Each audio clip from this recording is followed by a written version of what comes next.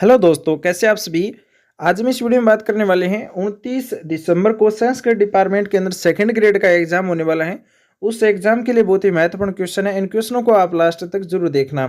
आज का पहला क्वेश्चन है, राजस्थान से कितने भारतीय राज्यों की सीमा मिलती है। तो राजस्थान के साथ कितने राज्यों की सीमा लगती है। भारतीय राज्यों की बात कर रहे हैं तो 5 राज्य राजस्थान को स्पर्श करते हैं, यानी कि दोस्तों 5 राज्यों की सीमा राजस्थान के साथ में लगती है।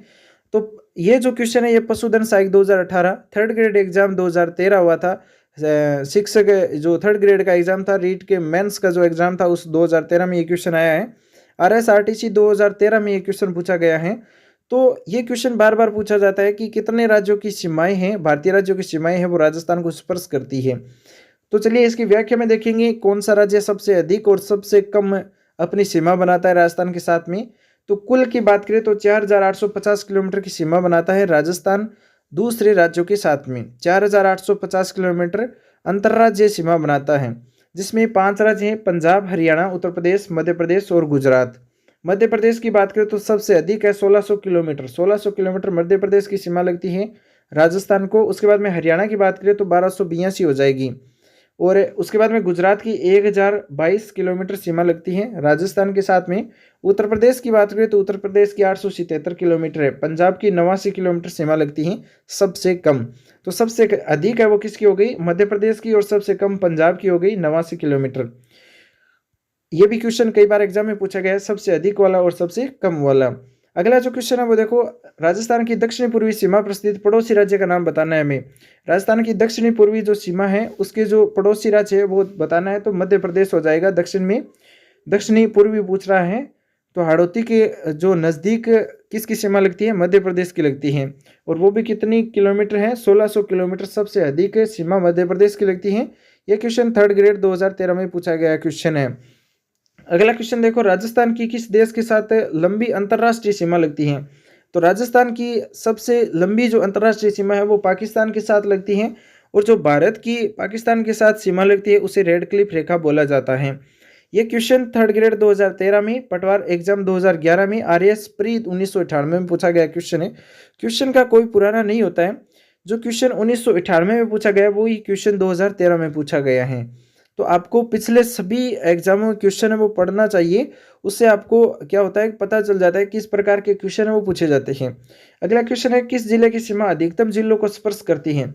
यानी कि दोस्तों अभी जो नए जिले बनाए गए उससे पहले के जो जीके है वही आने वाला है। और उसमें देखिए तो सबसे अधिक किस जिले के साथ सीमा लगती थी अन्य जिलों की, तो वो था पाली। पाली जिले के साथ में 8 अन्य जिलों की सीमाएं भी लगती थी, जो अजमेर, बाड़मेर, जालोर, जोधपुर, नागौर, राजसमंद, सिरोही व उदयपुर, कुल 8 जिलों को स्पर्श करती थी पाली की सीमा। और ये क्वेश्चन स्कूल व्याख्या था फर्स्ट ग्रेड 2016 में, JVVN 2013 में और थर्ड ग्रेड एग्जाम 2013 में ये क्वेश्चन पूछा गया है। अगला क्वेश्चन है, राजस्थान का भौगोलिक क्षेत्रफल लगभग किसके बराबर में है। राजस्थान का जो भौगोलिक क्षेत्रफल है वो किस देश के लगभग बराबर में है।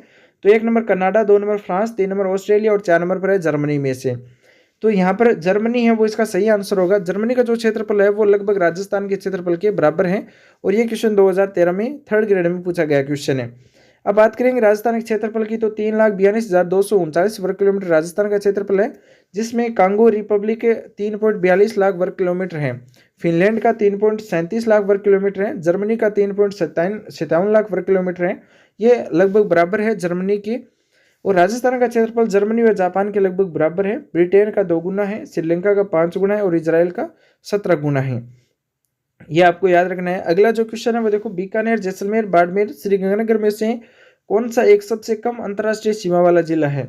तो सबसे कम जो अंतर्राष्ट्रीय सीमा है वो है बीकानेर जिले की। सबसे अधिक की बात करें तो जैसलमेर की हो जाएगी, लेकिन सबसे कम है बीकानेर की। अगला जो क्वेश्चन है वो है, अनास एक सहायक नदी है। अनास किसकी सहायक नदी है। ये क्वेश्चन सेकंड ग्रेड संस्कृत शिक्षा विभाग है उसमें पूछा गया है और 2019 में ये क्वेश्चन पूछा गया है। अनास एक सहायक नदी है। तो 1 नंबर माही की और 2 नंबर गंभीर नदी की, 3 नंबर साबरमती नदी की और 4 नंबर है घग्गर नदी की। तो इसका सही आंसर रहने वाला है माही नदी की। अनास एक सहायक नदी है वो है माही नदी की। 1 नंबर ऑप्शन इसका सही होगा। अगला क्वेश्चन है, नदी और उद्गम स्थल दिए गए हैं। एक तरफ नदी है, दूसरी तरफ उद्गम स्थल दिए गए, हमें उनका मिलान करना है। लूनी नदी है, उसका उद्गम स्थल कौन सा है। लूनी नदी कहाँ से निकलती है। तो लूनी नदी अजमेर के जो नागपाड़ी है वहाँ से निकलती है। लूणी नदी नागपाड़ी से निकलती है अजमेर से। 5 नंबर पर दे रखा है नागपाड़िया। चंबल नदी कहाँ से निकलती है? चंबल नदी है ये कहाँ से निकलती है? तो जन्ना पाव पहाड़ियाँ निकलती है और ये कहाँ पर है? मध्य प्रदेश में है जन्ना पाव की पहाड़ियाँ। मेमंद जो झील है वहाँ से निकलती है जन्ना पाव की पहाड़ियों के नज़दीक से। उसके बाद में बनास नदी की बात करें तो बनास नदी है वो खमनोर की पहाड़ियों से निकलती है। बाणगंगा बेराट की पहाड़ियों से निकलती है और घग्गर नदी है वो शिवालिंग की पहाड़ियों से निकलती है। इस तरह से आपको ये मिलान है वो सही करना है। उसके बाद में अगला क्वेश्चन देखो, राजस्थान के कौन से जिले लूणी नदी का अंतर्वर्ती क्षेत्र यानी कृषि जलवायु प्रदेश में सम्मिलित है? ये क्वेश्चन फर्स्ट ग्रेड 2016 में 21 जुलाई 2016 को पूछा गया था कि राजस्थान के कौन से जिले में लूणी नदी का अंतर्वर्ती क्षेत्र कृषि जलवायु प्रदेश में सम्मिलित है? तो 1 number Jodhpur Nagaur Jhunjhunu, 2 number Pali Sirohi Jalore, 3 number Barmer Sirohi Pali और 4 नंबर पर है बाड़मेर जोधपुर अजमेर। तो इसका सही आंसर हो जाएगा पाली सिरोही जालौर। राजस्थान की पाली सिरोही जालौर है वो लूणी नदी का अंतर्वर्ती क्षेत्र है, कृषि जलवायु प्रदेश के अंतर्गत आता है पाली सिरोही जालौर का क्षेत्र। अगला क्वेश्चन है वो सेकंड ग्रेड के अंदर एसएसटी के अंदर पूछा गया है। 30 मार्च 2014 को यह क्वेश्चन आया था। बेडस नदी जिसकी सहायक नदी है वह नदी कौन सी है? बेडस किसकी सहायक नदी है? तो बनास की सहायक नदी है। सभी जानते हैं बनास की सहायक नदी है बेडस नदी। 1 नंबर ऑप्शन सही होगा बनास। अगला क्वेश्चन है निम्नलिखित में से कौन सा एक सुमेलित नहीं है? ये कॉलेज लेक्चरर एग्जाम हुआ था 21 में, उसमें पूछा है। सेकंड ग्रेड 2017 में एक क्वेश्चन पूछा है कि इनमें से सुमेलित नहीं है वो हमें बताना है। तो बाणगंगा नदी है वो बेराट की पहाड़ियों से निकलती है, यहाँ पर दे रखा है खमनोर की पहाड़ियों से, तो ये गलत है। साबी नदी सेवर की पहाड़ियों से निकलती है, सही है। सोम नदी बीछामेड़ा से निकलती है और कांतली नदी खंडेला की पहाड़ियाँ सीकर से निकलती हैं। तो ये तीनों सही है। 1 नंबर वाला बाणगंगा वाला ये गलत है। अगला जो क्वेश्चन है वो देखो, राजस्थान के राष्ट्रीय उद्यान कौन से हैं? ये क्वेश्चन सेकंड ग्रेड 2018 में पुलिस एग्जाम 2008 में ये क्वेश्चन पूछा है कि राजस्थान के राष्ट्रीय उद्यान कौन से हैं? मुकंदरा हिल्स, रणथंभौर, केवलादेव गन्ना अभयारण्य, ये तीनों ही राष्ट्रीय उद्यान है। अगला क्वेश्चन देखो, मुकंदरा हिल्स टाइगर रिजर्व राज्य के किस 4 जिलों में फैला हुआ है? मुकंदरा हिल्स टाइगर रिजर्व है ये राज्य के किन 4 जिलों में है? तो कोटा, बूंदी, चित्तौड़गढ़ और झालावाड़, इन 4 जिलों में फैला हुआ है। और ये क्वेश्चन सेकंड ग्रेड 2018 में फर्स्ट शिफ्ट के अंदर ये क्वेश्चन पूछा गया है। अगला क्वेश्चन है वो देखो, साइबेरियन सार्स किस ऋतु में गन्ना पक्षी राष्ट्रीय उद्यान में आते हैं? यानी साइबेरियन सार्स है वो आते हैं गन्ना पक्षी राष्ट्रीय उद्यान में, तो ये शीत ऋतु में आते हैं, सर्दी के अंदर आते हैं साइबेरियन सार्स गन्ना पक्षी राष्ट्रीय उद्यान में। अगला जो क्वेश्चन है वो देखो, इंडिया इको डेवलपमेंट कार्यक्रम कौन से राष्ट्रीय उद्यान वन्य जीव अभ्यारण्य में क्रियान्वित किया गया था? तो इंडिया इको डेवलपमेंट कार्यक्रम है ये रणथंभौर राष्ट्रीय उद्यान में क्रियान्वित किया गया था। सही आंसर है रणथंभौर राष्ट्रीय उद्यान। अगला क्वेश्चन है, राजस्थान में पक्षी प्रजाति की सर्वाधिक विविधता कहाँ पाई जाती है? तो सबसे जो अधिक विविधता है, विविधता का मतलब ये हो गया कि यहाँ पर सबसे अधिक पक्षी आते हैं और वो भी अलग अलग देश से आते हैं, अलग अलग कंट्री से, अलग अलग स्थान से आते हैं, इसलिए अधिक विविधता पाई जाती है। वो है केवलादेव भरतपुर में। केवलादेव भरतपुर में अधिक जो पक्षी आते हैं बाहर के। अगला क्वेश्चन है वो देखो, एक तरफ अभ्यारण्य है दूसरी तरफ जिले दे रखे हैं। मुकंदरा पहाड़ियाँ हैं वो कहाँ पर है? यानी मुकंदरा की जो पहाड़ी है वो कहाँ पर है? कोटा में है। और टोटगढ़ है वो अजमेर में है। वन विहार की बात करें तो धौलपुर में हो जाएगा। बंद बारटा भरतपुर में है। तो ये मिलान पहले से सही किया गया है। मुकुंदरा पहाड़ियाँ कोटा में, टोटगढ़ अजमेर में, वन विहार धौलपुर में और बंद बारटा भरतपुर में, तो ये पहले से सही है।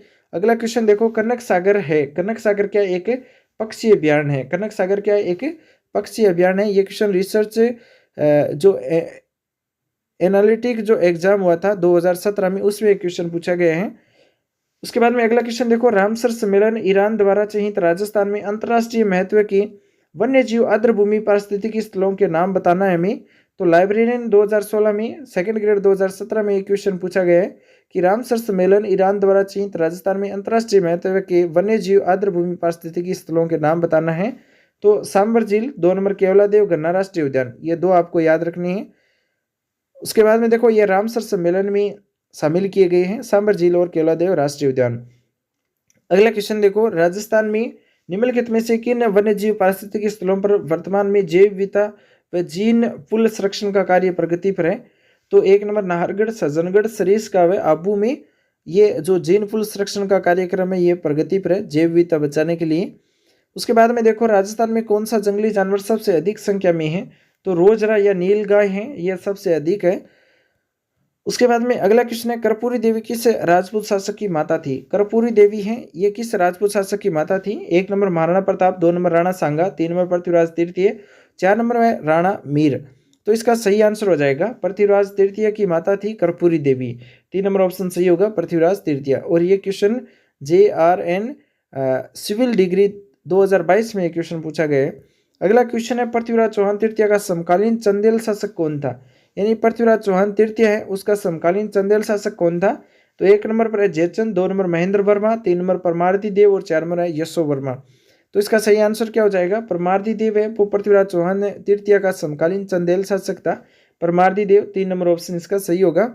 अगला क्वेश्चन है, अजमेर नगर की स्थापना के पहले अजमेर के चौहानों की राजधानी कौन सी थी? यानी अजमेर नगर है, उसकी स्थापना से पहले अजमेर के जो चौहान शासक थे उनकी राजधानी कौन सी थी? 1 number Jalore, 2 number Sambhar, 3 number Sirohi, 4 number पर है रणथंभौर। जिसका आंसर क्या होगा? सांबर हो जाएगा। अजमेर नगर की स्थापना के पहले अजमेर के चौहानों की राजधानी सांबर थी, स्पादलक्स बोलते थे इसे। 2 नंबर ऑप्शन इसका सही होगा। अगला जो क्वेश्चन है वो है, निम्नलिखित चौहान शासकों को कालक्रमानुसार हमें व्यवस्थित करना है, तो सबसे पहले कौन था? पृथ्वीराज राय पिथौरा, पृथ्वीराज सेकंड, विग्रहराज चतुर्थ और सोमेश्वर। इन चारों में से पहले नंबर पर कौन सा था? विग्रहराज चतुर्थ था। उसके बाद में पृथ्वीराज सेकंड आया था और फिर सोमेश्वर आया था और लास्ट में पृथ्वीराज राय पिथौरा आया था। तो ये मिलान सही होगा। 3 नंबर पर 1 नंबर लगाओ, 2 नंबर पर 2 नंबर लगाओ और 4 नंबर पर 3 नंबर लगाओ और 1 नंबर पर 4 नंबर लगाओ। इस तरह से आपको ये मिलान करना है। उसके बाद में देखो, चौहान वंश के संस्थापक सहसमल की राजधानी क्या थी? चौहान वंश के शासक थे सहसमल, उनकी राजधानी क्या थी? तो 1 number Chandravati, 2 number Achalgarh, 3 number Sirohi और 4 नंबर पर है शिवगंज। तो इसका सही आंसर क्या हो जाएगा? सिरोही। चौहान वंश के संस्थापक सहसमल की राजधानी सिरोही थी। 3 नंबर ऑप्शन इसका सही होगा। अगला क्वेश्चन है वो देखो, निम्नलिखित में से कौन सी पुस्तक चौहानों के इतिहास के बारे में जानकारी का स्रोत नहीं है? यानी इनमें से कौन सी पुस्तक है जो चौहानों के बारे में नहीं बताती है? तो 1 नंबर है सुरजन चरित्र, 2 नंबर है हमीर महाकाव्य, 3 नंबर है पृथ्वीराज विजय और 4 नंबर पर है हर्ष चरित्र। तो हर्ष चरित्र है ना, ये चौहानों के बारे में कोई जानकारी का स्रोत नहीं है, तो 4 नंबर ऑप्शन सही हो जाएगा हर्ष चरित्र। बाकी सुरजन चरित्र, हमीर महाकाव्य और पृथ्वीराज विजय तीनों ही चौहानों के बारे में बताते हैं, लेकिन हर्ष चरित्र इसके बारे में कुछ नहीं बताता। अगला क्वेश्चन है, कोकिल देव निम्न में से किस वंश से संबंधित है? कोकिल देव है, ये किस वंश से संबंधित है Kokil Dev? 1 number Gohil, 2 number Chauhan, 3 number Rathore और 4 नंबर पर है कछवाहा। तो ये कछवाहा शासक से संबंधित है कोकिल देव। तो 4 नंबर पर ऑप्शन सही होगा कछवाहा वंश। दोस्तों, आज के क्वेश्चन आपको कैसे लगे कमेंट में जरूर बता देना। साथ इस वीडियो को लाइक करके अपने दोस्तों के साथ शेयर जरूर करना। चैनल पर आप नए हैं, इससे बेहतरीन क्वेश्चन आपको नेक्स्ट वीडियो में मिलने वाले हैं, चैनल को सब्सक्राइब जरूर कर लेना। मिलेंगे नेक्स्ट वीडियो में नए क्वेश्चन के साथ में। Thanks for watching. आपका दिन शुभ हो।